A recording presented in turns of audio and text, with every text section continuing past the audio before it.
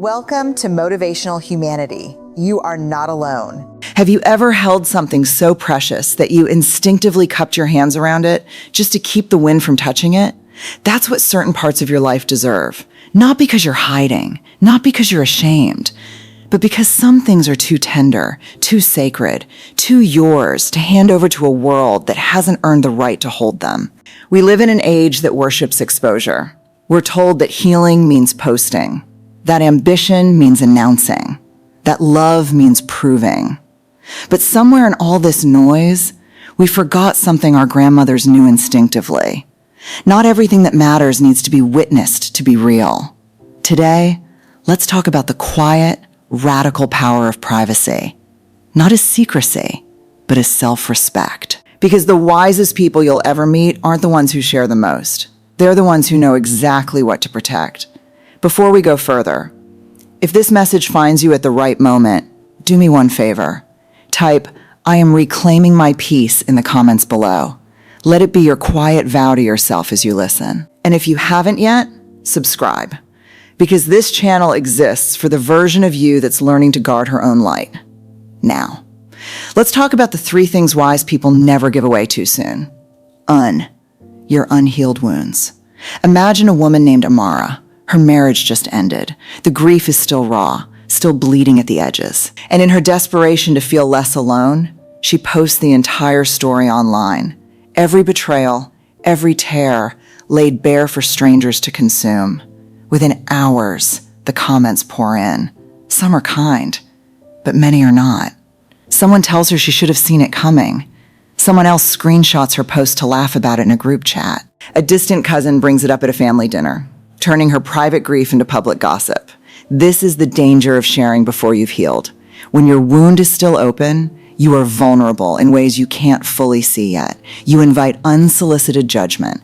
People who've never walked your path suddenly have opinions about your pain. You risk emotional exploitation. Some people don't want to help you heal. They want a front row seat to your unraveling. And you risk re-traumatizing yourself. Every retelling to the wrong audience can reopen the wound instead of closing it.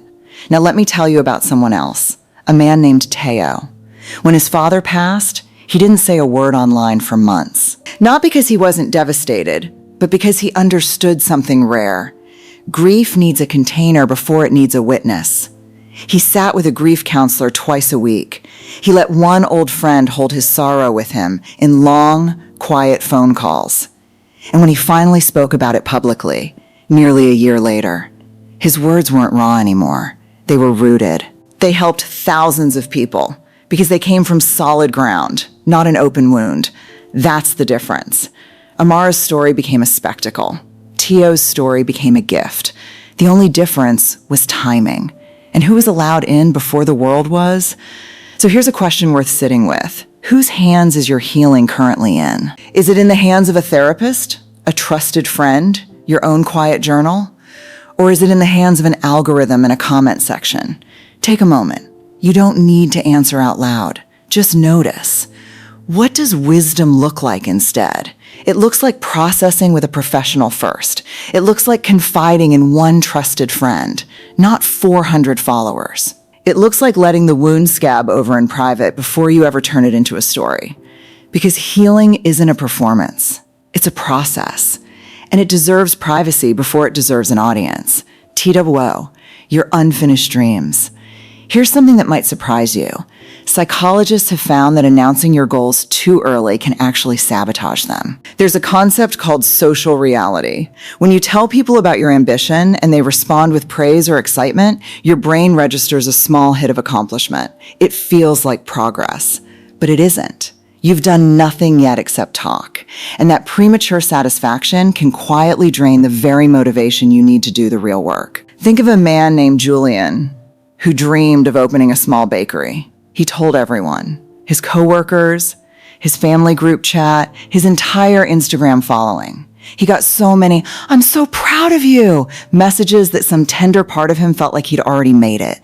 3 months later, the dream stalled. Not from lack of ability, but because the applause had already arrived and the hunger to actually build had quietly disappeared.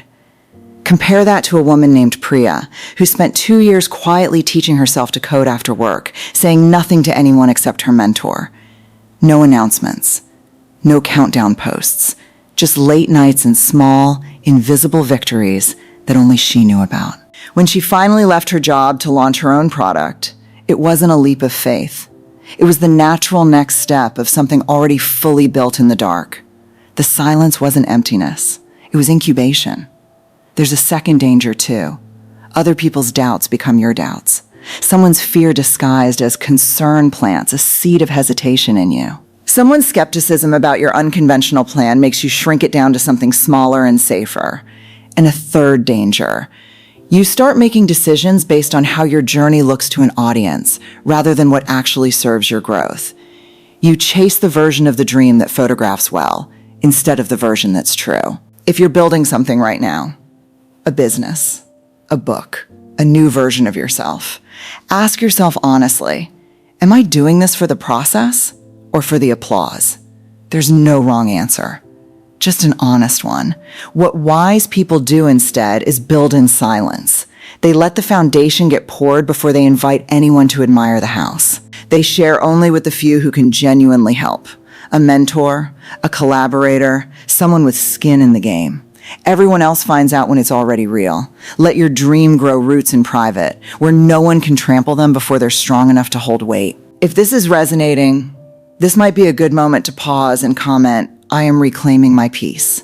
Not for me, but as a small anchor for yourself. Then let's continue. Free. Your inner circle. And finally, your relationships. Your marriage. Your friendships. Your family's quiet, complicated dynamics. We live in a culture where love is expected to be documented. The anniversary post, the couple's photo shoot, the public tribute to a best friend. And there's nothing wrong with celebrating joy. But there is danger in believing that a relationship only counts if it's witnessed. Consider a couple, Elena and Marco. Every disagreement, Elena used to vent about online. Vague posts, when he does this again. Subtle jabs dressed up as just being honest. Followers she'd never met started forming opinions about her husband. Friends began asking invasive questions at dinner parties. What was once a private disagreement between two people became a courtroom with 1,000 unqualified judges. Now think of another couple, Naomi and Dev, who made a quiet agreement early in their marriage. Whatever happens between us stays between us until we've resolved it together. Not secrecy. Protection.